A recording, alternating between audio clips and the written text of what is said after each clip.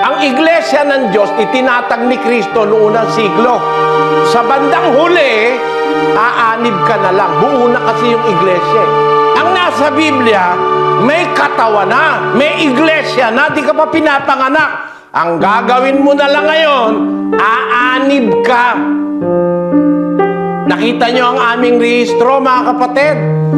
Ang nakalagay, mga kaanib.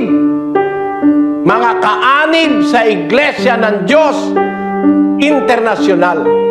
Hindi kami iglesia ng Diyos, kaanib kami. Yan ang aming rehistro. Members, Church of God International.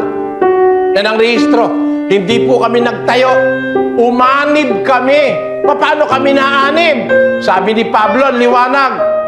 Members of the same body, partakers of the promise in Christ Jesus through the gospel.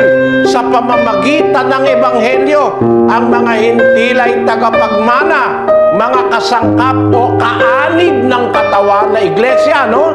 At mga may bahagi sa pangako na kay Kristo Jesus sa pamamagitan ng ebanghelyo.